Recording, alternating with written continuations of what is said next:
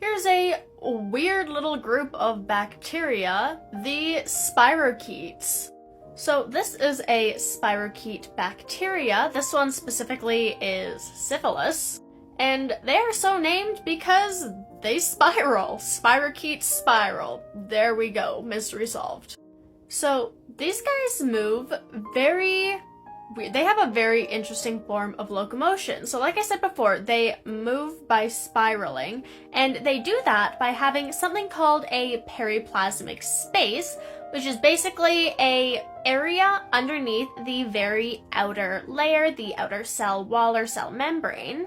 And in between the cell, like the very outer layer and the rest of the cell, there's one flagellum that is contained. So flagellum is a little basically tail that flicks around in order to allow bacteria and some other things to move.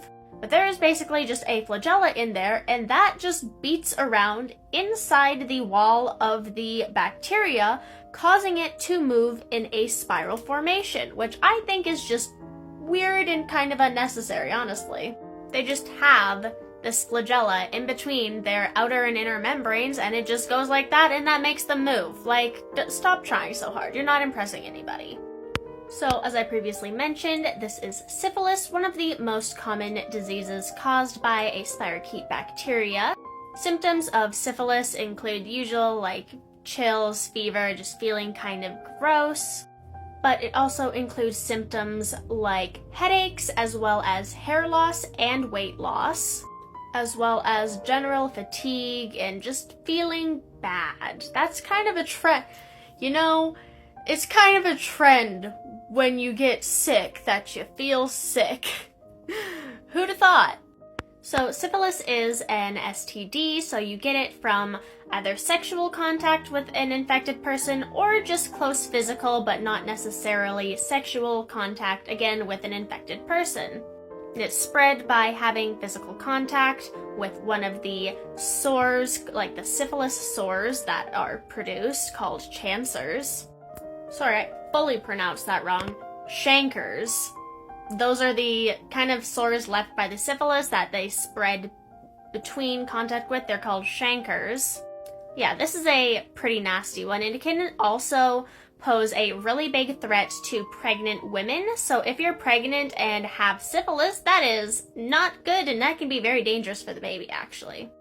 Another very well-known disease that is caused by a spirochete is Lyme disease.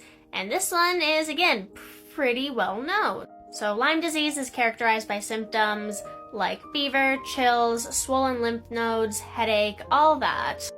And much like Rocky Mountain spotted fever that I talked about earlier, it also comes with a very distinctive rash on the skin that is heavily used as a diagnostic tool. So Lyme disease is caused by Borrelia bacteria, and it is vector transported, so you get it through almost always tick bites. So again, just like with Rocky Mountain spotted fever, be safe when you're outside and always check for ticks, because Lyme disease is not fun. You do not want to have it.